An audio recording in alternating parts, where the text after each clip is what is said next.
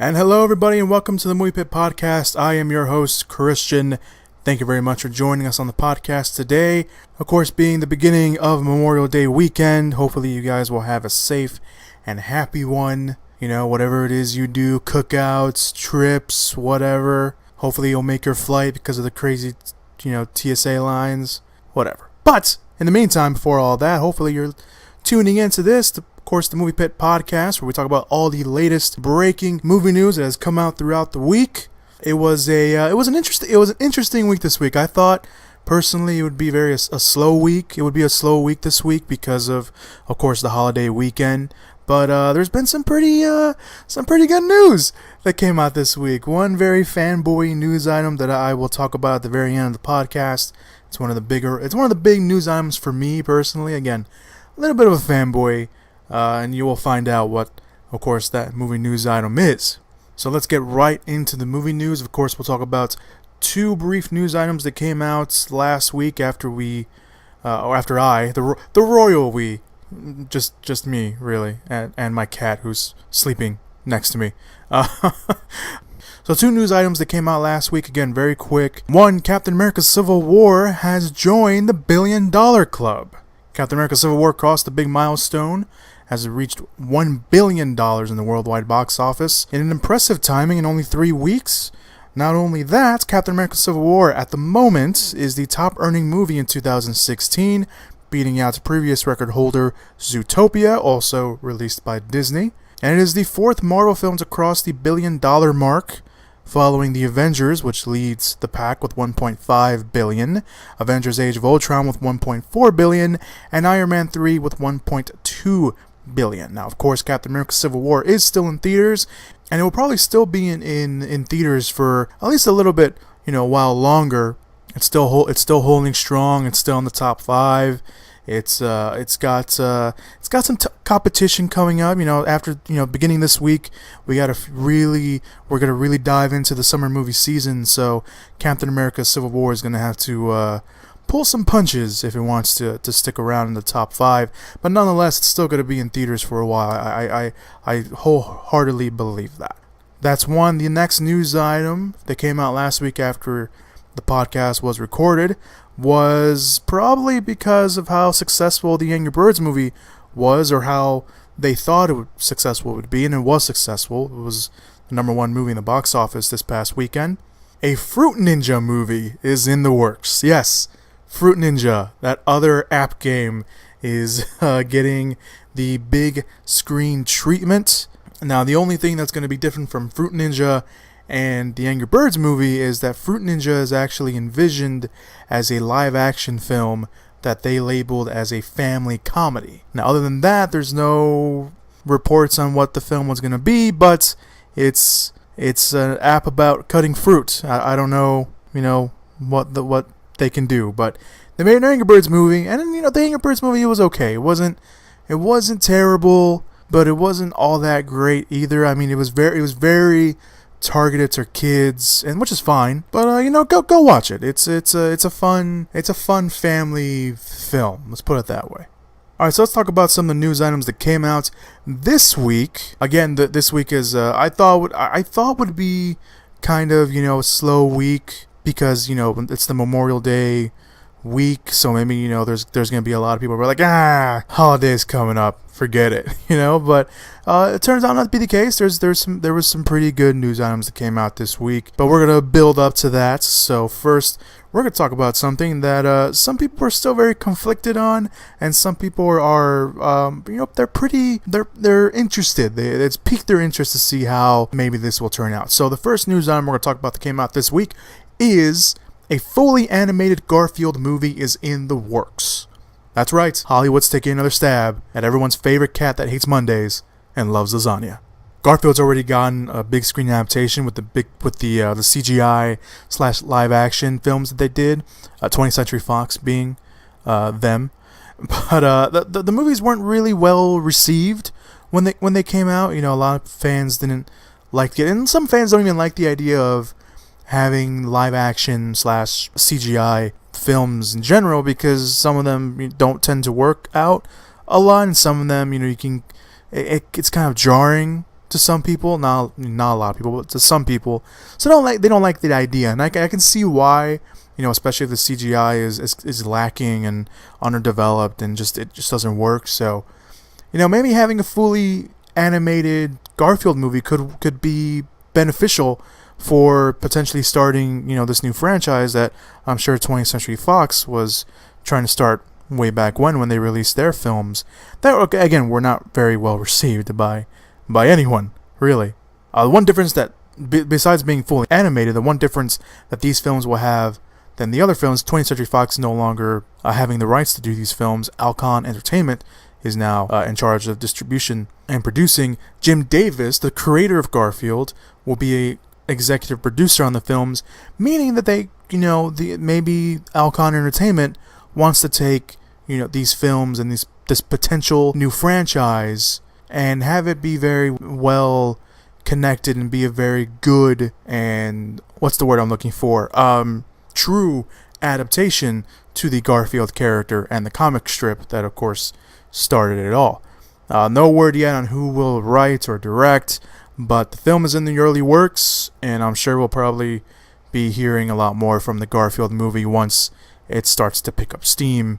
Alright, moving on. Every now and then there's a movie that comes out, there's a news item that comes out and it says, these actors are going to be in the movie. Here's what the movie's about, and no one's ever heard about it. It's one of those, it's like one of those movies that's been working in the dark and no one knows about it until, until it starts filming. You're like, what the hell? This is a great cast. This sounds like a good movie.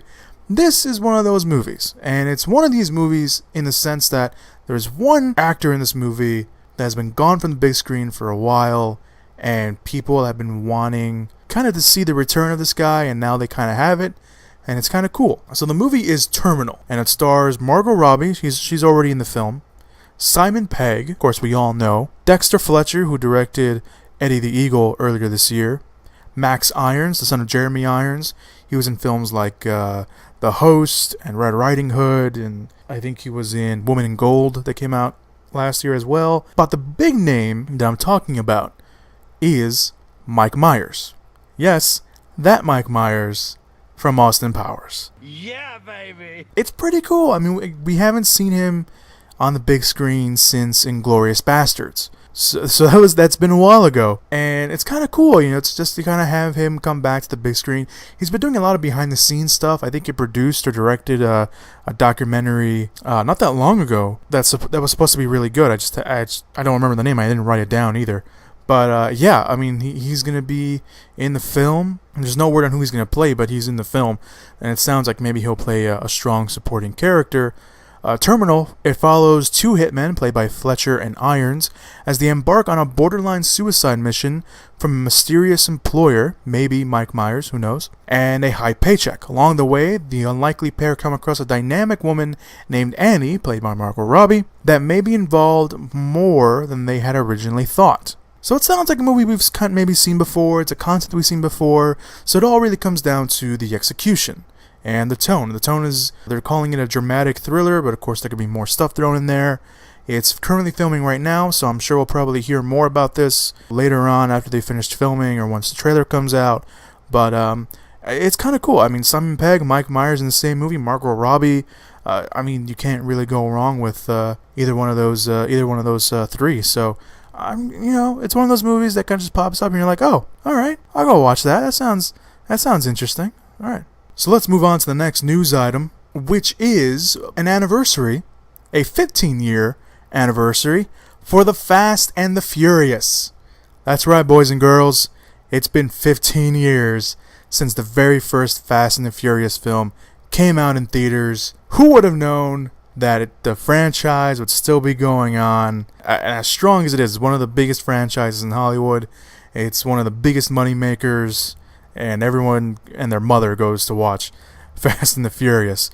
So it's been 15 years, and it sounds like they're going to be re-releasing. It doesn't sound like they are going to be re-releasing the first movie, The Fast and the Furious, out in just about 1,500 theaters around the country.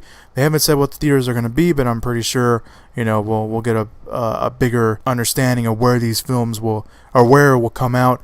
The film is scheduled to come out on June 22nd, and pre-sales for tickets are already being taken by Fandango. So if you definitely want to go watch The Fast and the Furious again on the big screen, go to Fandango, buy your tickets, and go watch the movie that started it all. Obviously, it's a bit different now. It's no longer about street racing. Every once in a while, the new movies will have a race in there, but it kind of shows what this franchise essentially has become. It started off as kind of this point breaky kind of movie, but instead of extreme sports, it's about street racing, and it's turned into this big behemoth of a franchise that has a great fan base that has either followed it from the very beginning or followed it since it rebooted itself from part 4 or part 5, arguably you can say. And it's going strong. 15 years. It's unbelievable. So, if you want to go watch that, you can go to Fandango, buy your tickets early. June 22nd, just in case. You can still buy tickets anywhere else. Here's one we shouldn't really be too surprised that Disney is considering a live-action The Little Mermaid film. Why? Because Disney loves your money. That's why. Disney has had success in their live-action adaptation films with, of course, Alice in Wonderland, Maleficent, Cinderella, The Jungle Book. They got Alice Through the Looking Glass coming out this week. They just released a teaser for Beauty and the Beast earlier this week, and it looks fantastic.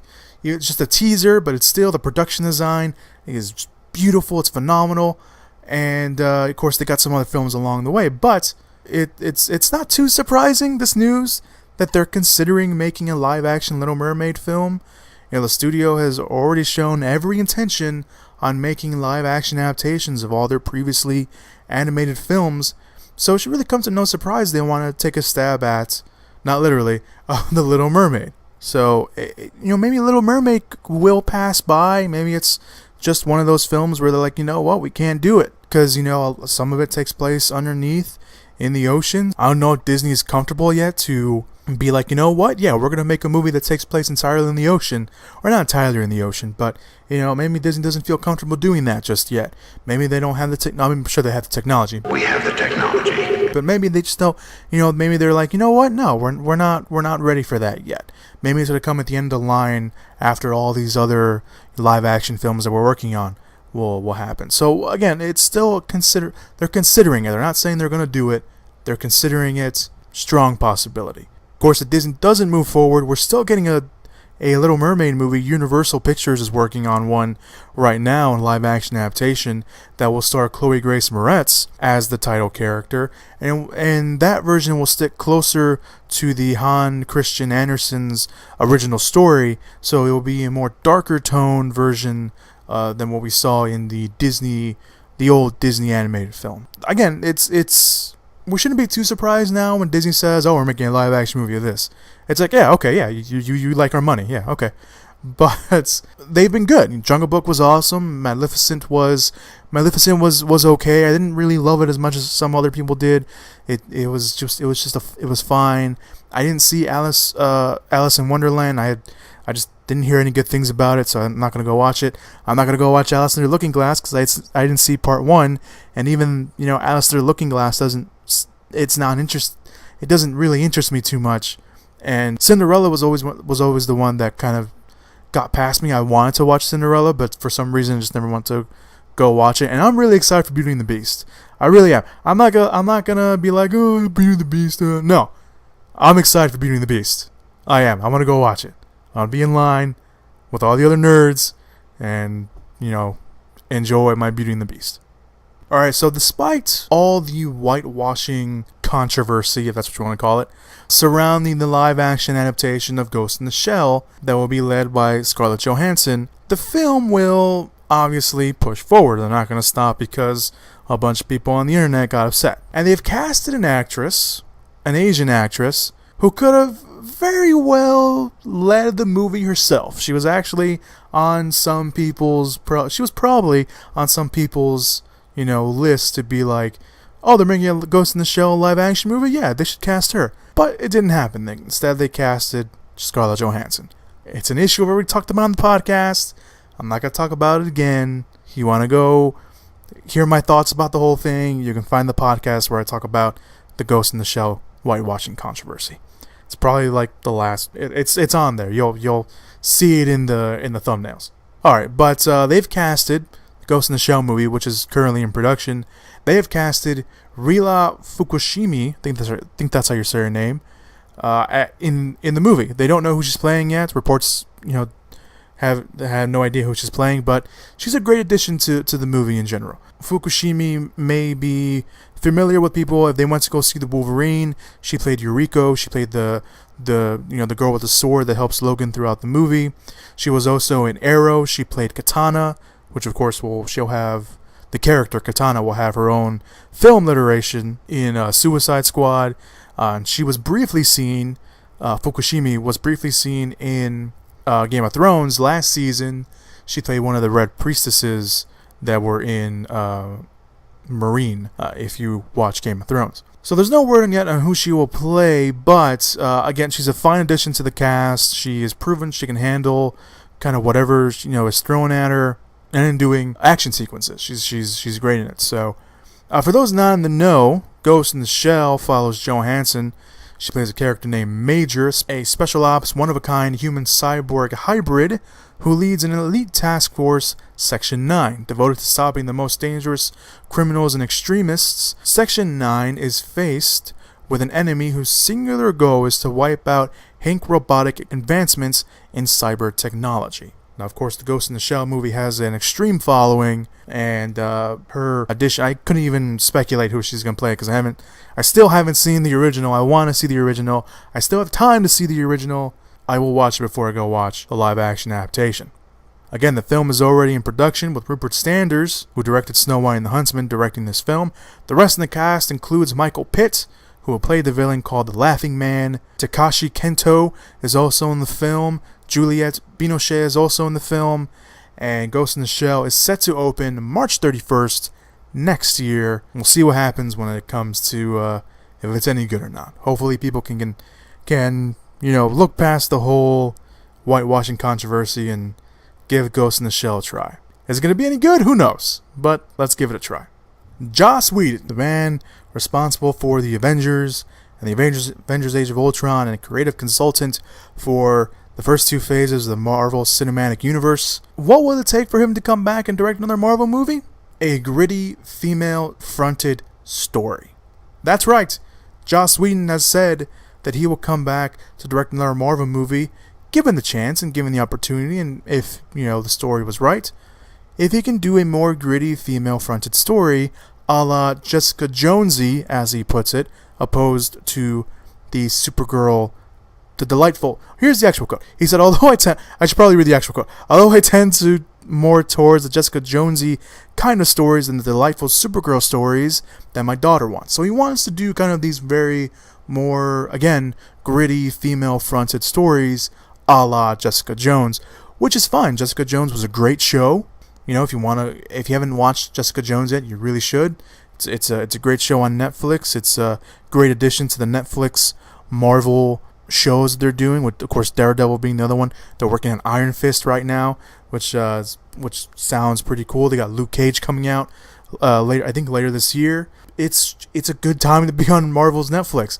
But with Joss Whedon, obviously he does have a strong resume with strong female characters at the forefront. Buffy the Vampire Slayer, Firefly, Dollhouse. Although that wasn't really. It had kind of Firefly-like syndromes because not a lot of people watched it, but there's fans of it. Just didn't get enough ratings. So he has a history with strong female characters, and Marvel does have female-fronted films coming out. You got Captain Marvel, although there's rumors that they maybe already have a director, or they're eyeing up directors. But they also have the Black Widow movie that's in the works, sort of. Maybe they'll have him do Black Widow. He already has a connection with Johansson, because he's directed her in the Avengers movies. So, who knows? But this idea of Joss Whedon coming back, if he wants to come back and direct a movie, if you give him the chance to if you give him the opportunity and the chance to do something that he wants, if he wants to do a gritty female-fronted story, hey man, let them do it. Let them do the Black Widow movie. Black Widow's been gritty. She's been, she has her dark moments in the comics, or dark history in the comics. Let her do it. Just do it! If that's what he wants to do, or maybe they'll bring him back for some other stuff. Who knows? All right, so we're gonna stick with comic book news items for a little bit for the remainder here on the podcast. Big comic book news on that came out involves actually one of the big movies coming out this weekend, X-Men Apocalypse. X-Men Apocalypse cut out an entire mall sequence from the final cut. Now, why am I talking about this? One, because one of the first on-set images that we saw from X-Men Apocalypse, no, it wasn't Apocalypse himself. It was the sequence or the scenes that they were filming at the mall with Ty Sheridan, who's playing Cyclops, Sophie Turner, who's playing Jean Grey, Cody Smith-McPhee, who's playing Nightcrawler, and Lana Condor, who's playing Jubilee. Those were the first on-set images that we saw. It was them at the mall. And there's been kind of like these small, on-set photos that have come out.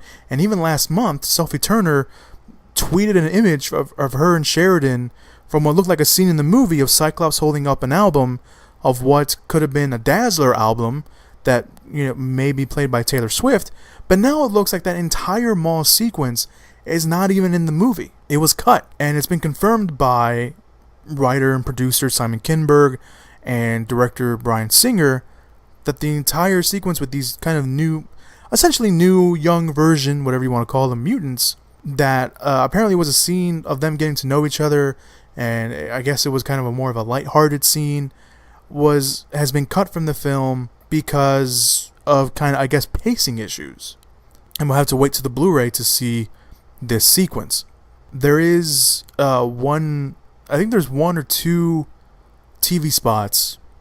I know there's at least one TV spot out there that has a scene from the mall, and it's kind of a humorous scene and involves Nightcrawler and him having brain freeze. It's a very lighthearted moment. It's pretty funny, but the whole sequence is now gone.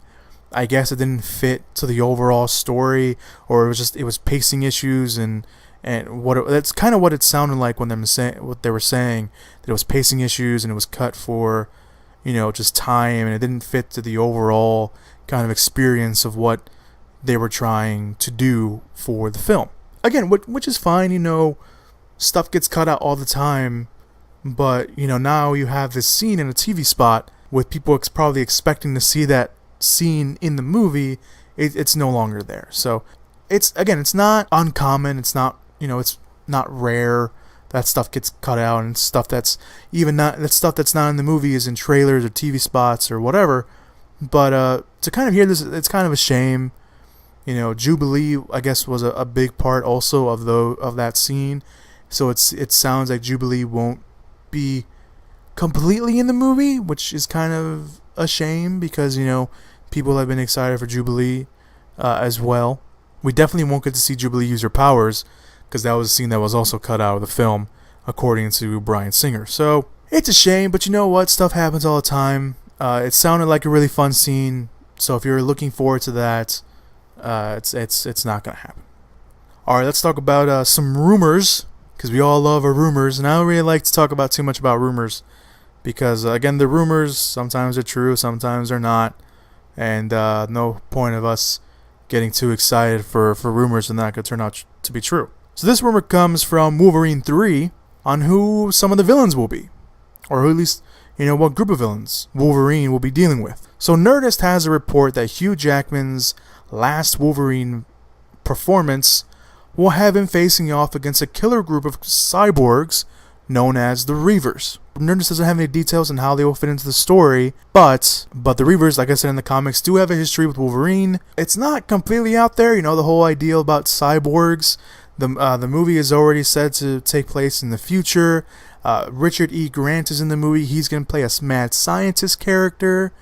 And Boyd Holbrook, who's playing one of the villains in the movie, reports, said that his character will be relentless, calculating, and intense, and will be a head of security for a global enterprise. Of course, who that global enterprise will be is still out in the air, unless maybe it has something to do with the end credits scene in X-Men Apocalypse, because that seems to be a bit of a thing right now that maybe the end credit scene in X-Men Apocalypse is a setup to Wolverine 3. The details are out there for the scene. I never read the details because I don't want to spoil it for myself. I want to see it on the big screen for the first time, but the details are out there, and maybe it has something to do with Wolverine 3, or maybe not. Who knows? But the Reaver idea of them being the villains, again, it's not confirmed yet. It's kind of a bit of a rumor, kind of not. We'll obviously know what happened. What will happen more for Wolverine 3 in the future, especially once it starts filming. But it's interesting. We'll see. All right, so this is not necessarily a rumor. It's more of a rumor killer. Vincent D'Onofrio will not appear as Kingpin in Spider-Man: Homecoming. Son of a bitch. I don't even know how this rumor got started, but it got started, I think it was last week or so. A rumor floated around the internet that's saying that Vincent D'Onofrio could or would appear in Spider-Man: Homecoming as his character Wilson Fisk, aka the Kingpin from the Netflix Daredevil show. D'Onofrio liked the idea himself and even told fans, go tell Marvel that you want to see this. But D'Onofrio said that wasn't an option. He said it was kind of news to him and that it wasn't real. So it's not happening. Even if it was going to happen, one of the reasons it probably wouldn't have happened was because of let's just call it a civil war in itself, to use Marvel terms, between Marvel Films and Marvel Television. I think it was earlier this year, there was a report that came out that said that Kevin Feige, of course, the man that runs the film division, and Marvel CEO Ike Perlmutter couldn't really stand each other. Marvel went through a bit of a shakeup. Again, I think it was earlier this year, that Feige, and therefore pretty much Marvel Studios, the movie division, will no longer have to report to Perlmutter and his, as reports had put them, creative community, after long-time frustrations from Feige over their constant interference, and instead would respond, Feige, straight to Disney head Alan Horn. Kevin Feige essentially got rid of the middleman and went straight to Alan Horn. Now he reports straight to Alan Horn. It was kind of messy. There's of course more detailed report out there, but essentially Kevin Feige and Perlmutter couldn't stand each other anymore, and they're like, I don't want to. Kevin Feige was essentially like, I don't really want to work with this person anymore, and he basically got rid of him. Does this have anything to do with the rumor? Maybe, maybe not. But it's been very well known that, the TV side of Marvel tends to stay with the TV side. And they mention the movies because they kind of have to, especially on Agents of S.H.I.E.L.D. And the Netflix series, they're kind of off the cuff, kind of toss-up comments from the films. But, they always kind of stayed in their lane and in their world. And the movies don't really talk about the TV shows at all. But, you kind of got a little bit of a hint with Civil War, with Robert Downey Jr. kind of knowing about Spider-Man. So maybe he kind of knows about all these other characters. Maybe he knows about Daredevil. Maybe he knows about Jessica Jones. Maybe he knows about Iron Fist or Luke Cage. Who knows? But of course they went with Spider-Man because, it's Spider-Man. Now, there's this supposed contract report from Charlie Cox that says he could star in a Marvel film if they gave him the call. Now, that's not really confirmed or anything. Charlie Cox is also playing it very, close to the vest, and, he's talked about a lot about Daredevil appearing and that he wants to appear in the Marvel films. Chloe Bennett, who is one of the stars of Agents of S.H.I.E.L.D., she lashed out a little bit and said that the Marvel film guys don't really acknowledge us. It's like they don't even care. It's kind of gotten to the point now where it's a little awkward to read this stuff, because it's like, you guys are the same studio. You guys, why are you fighting? It's kind of like Civil War. Why are you guys fighting? It's kind of funny, but it's also at the same time like Marvel's going to be like, no, you stay on your side. We're going to stay on our side. It'll be cool to see all these characters come, if they can come together, but we don't know if they're going to come together or not. So, no Vincent D'Onofrio in Spider-Man: Homecoming for you. Kind of a shame, because it'd be kind of cool, but it's not going to happen. Alright, so the last news item of the day. This news item I'm really excited about because this is the fanboy news item I was talking about earlier. Miramax, Blumhouse, and John Carpenter are working on a new Halloween movie. So horror fans, rejoice! John Carpenter is returning to the Halloween franchise. Carpenter will work alongside Blumhouse Productions and Miramax to do another Halloween film marking Carpenter's return to the series that he created. The group got together earlier this week to pretty much reveal the news themselves. You know, they didn't reveal too much, pretty much because they don't know where they're going with it either. You know, they're still working on everything. They haven't locked everything down. But Carpenter, who will come back as a producer, an executive producer, you know, he wants to make the Halloween movies scary again. And this is what he said. We're probably going to go back to the original traditions that we started very early on. It's kind of gone astray a little bit. I thought maybe the remakes went off somewhere that I didn't want them to go. Michael Myers is not a character. He is a force of nature. He is not a person. He is part supernatural, part human. He's like the wind. He's an evil wind. When you start straying away from that, you get into explaining you're lost. So hopefully we can guide it back in that direction. So basically, John Carpenter, you know, kind of not a fan of the remakes, which I agree with. Not a fan of the remakes either. In fact, I didn't watch Halloween 2. I only watched the first one, which was enough for me because it was not good. I'll even go as far to say it was shitty. Yeah, I said it. It was shitty.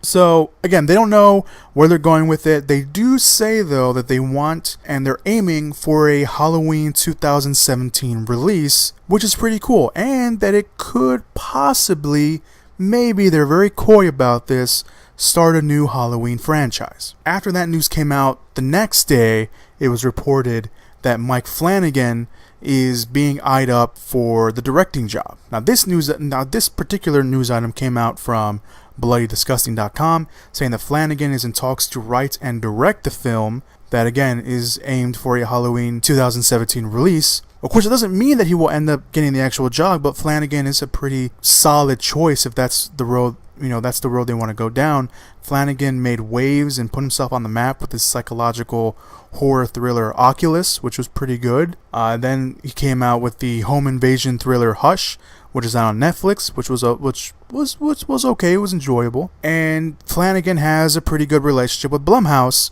since they released Oculus and Hush. So the connection there, you know, it would make sense. It would be pretty, you know, it's kind of obvious. He also is going to direct Ouija 2. So, you know, there's that. However, Adam Wingard, the director of You're Next and other great films like A Horrible Way to Die and The Guest, and The Guest was very Halloween-like. The main character played by Dan Stevens he wasn't a Michael Myers character, but it kind of had that feel of a Michael Myers of a Halloween. It felt like it was very inspired by Halloween. He's been going on Twitter and tweeting out a bunch of images that are connected to the Halloween films. So maybe he's kind of, you know, maybe he kind of wants the job. And, you know, if they went with Adam Wingard, I'd be okay. You know, I kind of geeked out when I read that, or when I saw the pictures of him tweeting all the Halloween stuff. I was like, you know what? That kind of makes sense. Adam Wingard, he's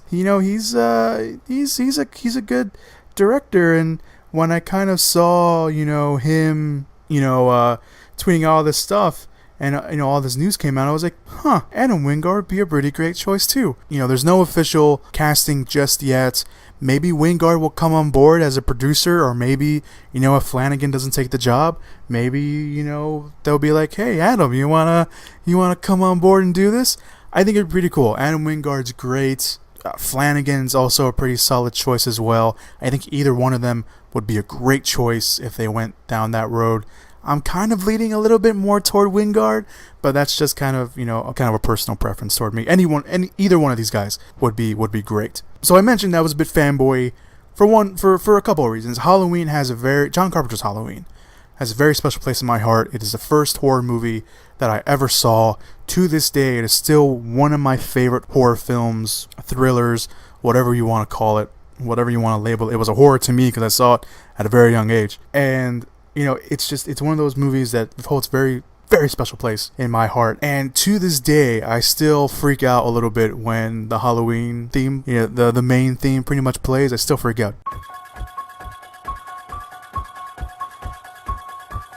A little bit to this day, and I still freak, a little bit when, I see a Michael Myers mask on the street. It's just one of those characters that really sticks to me. And John Carpenter was right. Michael Myers is kind of this freak of nature. He's part supernatural, and he's just this. He's not a character. He's just this wind, like Carpenter just said.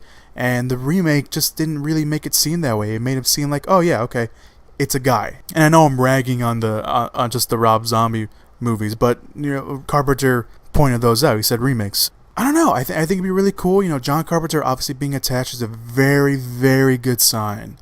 And being with Blumhouse is probably a good sign too. You don't need a Halloween movie to be expensive, big budgeted film. Blumhouse does their movies like 15, 20 million. Maybe the most they've done is $25 million. That's kind of how they roll, and they do these movies on a very small budget, a very capable budget, and their films turn out to do pretty great and pretty well. Again, you don't need a big budgeted Halloween film. You don't. If you can go back to kind of this classic way of horror, the way John Carpenter does it, it could be great. It could still be good. It doesn't need $100 million. It doesn't need $90 million. It's great. So I'm really looking forward to it. I think bringing Carpenter back is a great choice. Doing with Blumhouse is a great choice. Flanagan, if he gets the job, would be a good choice. If they bought in Wingard, it'd be pretty cool too. But yeah, I'm excited. Now, and this is interesting too, because there was a Halloween movie that was in the works like for a few years now, and that supposedly was going to start filming or whatever, but it never happened. And now we got this coming out, so I'm assuming that Halloween movie that was in the works is no longer in the works. And you know what? It's kind of a shame. I forgot who was attached to it. I think I knew someone by name, not like knew personally, but I knew who was working on the film. I can't remember the name. I think it was Patrick Lussier who wrote Drive Angry and something else that for whatever reason I can't remember. But I think he was attached to write the film for a while, and he seemed pretty excited about it when he was doing interviews back years ago.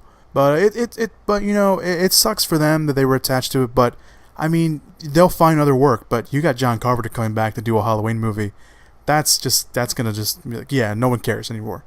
It sucks to say, yeah, no one cares. But John Carpenter coming back with Blumhouse, with Miramax, I'm on board. Let's do it. Alright, so now those are all the news items that came out this week. Let us talk about the movies coming out this week for Memorial Day weekend. We only have 2 wide releases this week, Alice Through the Looking Glass and X-Men Apocalypse. So let's dive right in. Alice Through the Looking Glass follows Alice, played once again by Mia Wasikowska. I think that's how your last name? I don't know. Returns to the whimsical world, can't even speak right, Wonderland, and travels back in time to save the Mad Hatter, once again played by Johnny Depp. The film also stars Helena Bonham Carter, Anne Hathaway, Sacha Baron Cohen, Rhys Ifans, or Evans, however you pronounce his name. I've heard 2 different pronunciations for his last name. Richard Armitage, Michael Sheen, Stephen Fry, and of course the late voice of Alan Rickman. I mentioned earlier that I had no real intention of watching this. I didn't watch the first one. I know people that have watched it and liked it. I know people that have watched it and did not like it. So it's going to be one of those movies, and I haven't heard really anything good about it so far from the very kind of handful of reviews that I've seen. But I don't know. I just it doesn't interest me. Obviously, if it interests you, go watch it. Obviously, I'm not going to tell you can't watch a movie. Why would I do that? Unless it's really, really bad, then I will tell you not to watch it. But yeah, Alice Through the Looking Glass comes out. The second movie, of course, X-Men Apocalypse. With the emergence of the world's first mutant, Apocalypse, played by Oscar Isaac, the X-Men must unite and defeat his extinction-level plan. The cast includes James McAvoy, Michael Fassbender, Jennifer Lawrence, Nicholas Hoyt, Rose Byrne, Evan Peters, Sophie Turner, Ty Sheridan, Cody Smith-McPhee, Josh Hellman, Ben Harley, Alexandra Shipp, Olivia Munn, and Lana Condor. The film is, of course, directed once again by Bryan Singer. This is the movie I'm looking forward to this weekend. I've been a huge X-Men fan since pretty much from what I can remember, since the 90s. with the old TV show, and I've been looking forward to this. Everyone's hating on it. Everyone's kind of giving up on the X-Men again, and people will say whatever they want about the design of Apocalypse, whatever. I'm gonna go watch it. I'm gonna be the judge. I'm gonna be my own judge. I'm not gonna let anyone tell me whether it sucks or not. Then that's how movies should be done. You want to go watch it? Go watch it. Unless you hear nothing but bad things about it, then you shouldn't watch it. But yeah, I'm gonna go watch it this weekend. It looks fun. It looks okay. I mean, it could be good. We'll see what happens with X-Men Apocalypse. So let's get to this week's box office predictions. And a rarity, ladies and gentlemen, my box office predictions last week were 100% right. I could not believe it. My predictions last week and the actual box office last week, I can proudly say, proud of my little game that no one else participates in. You want to participate, you can let me know down in the comments.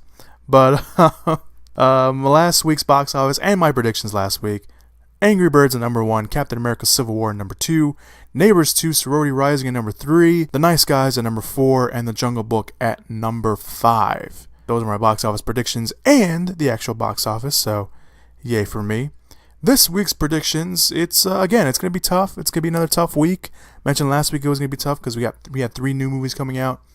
This week I think is going to be also a little tough. It is the Memorial Day weekend, so you got to take that into account as well.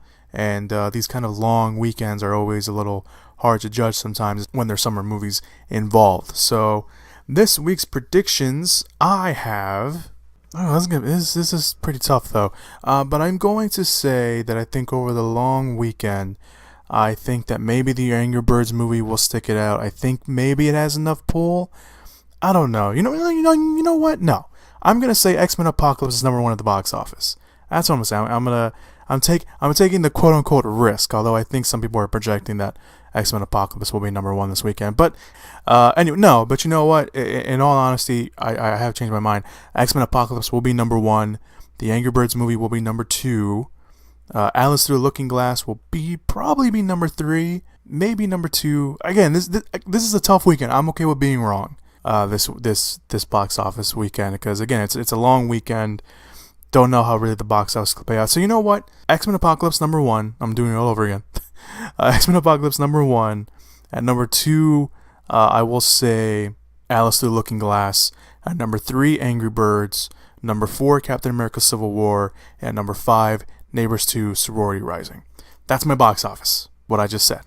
Alright, so yeah, that's my box office. X-Men Apocalypse number 1, Angry Birds X-Men Apocalypse number 1, Alice Through the Looking Glass number 2, Angry Birds number 3, Captain America 4, Neighbors 2, Sorority Rising at number 5. That's my box office this weekend. Thank you guys so much for listening to the podcast. Kind of fell apart there at the end. Sorry about that. But, it happens. So, again, I hope you guys have a happy and safe Memorial Day weekend. I'm recording this a little earlier than I usually am. I always say that, but actually I'm recording this a day before I'm releasing this. So obviously if any big news items come out, look at the Facebook page, facebook.com/moviepits. The podcast will be up some, obviously whenever you guys see this, but you want to keep up to date on the movie news, be a little bit ahead of the curve on what we're going to talk about in podcasts. Go like my Facebook page. Also, if you want to see written reviews, including X-Men Apocalypse, it will be up this weekend on my WordPress, which is where I do all my written reviews and some other stuff. Link will be down below if you want to go check that out. Or you can just go to movieswithchris.wordpress.com and then go check that out. We have some trailers down below. I mentioned Beauty and the Beast teaser trailer came out this week, so you guys go check that out. There's new trailers all around for Deepwater Horizon, the new Mark Wahlberg movie about the BP spill that happened back in 2010. There's a new trailer for the Free State of Jones movie with Matthew McConaughey, where he leads a rebellion during the Civil War. There's a new animated movie called Sing by Illumination Entertainment, the people behind the Despicable Me movies, Minions, and The Secret Life of Pets. That's out there. The Infiltrator trailer is out. I'll leave that in there. Why not? It's the new Bryan Cranston film. It's him going undercover back I think it's the 80s or 70s. I forgot what time period it was. But it's him going up against Pablo Escobar. It looks great. There's a new trailer for the first trailer for The Space Between Us.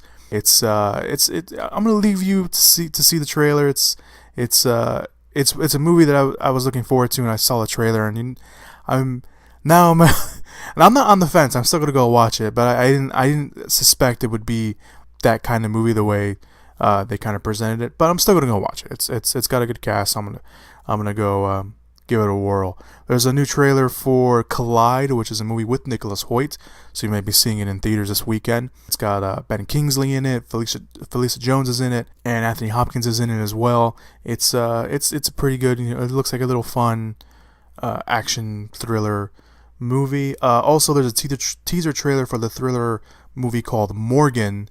It is a fantastic teaser trailer.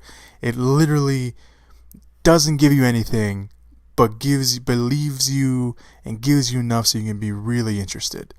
It's a fantastic teaser. It's got a great cast. It's directed by Ridley Scott's son, Luke Scott, and it looks great. I can't wait to watch that. That one I didn't even know that was around, and it's gonna pop up later this year. I believe in September. I'm not positive. I didn't write the release date down. But it's a great teaser if you want to go check that out. All the links to the trailers will be down below. Obviously, if another trailer pops up after the podcast goes up, keep on the lookout for that as well, or just go to the Facebook page. All right, so thank you guys so much for listening once again to the Movie Pit Podcast. I hope, once again, that you guys have a safe and a happy Memorial Day weekend. And as always, what has become a kind of sign-off here on the podcast, go watch some movies.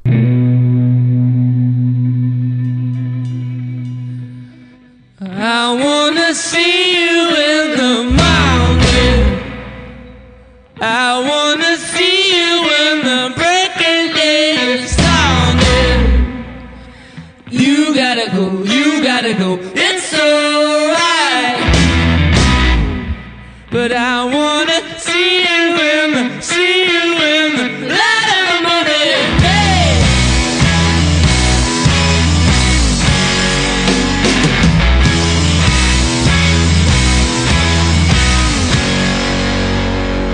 And when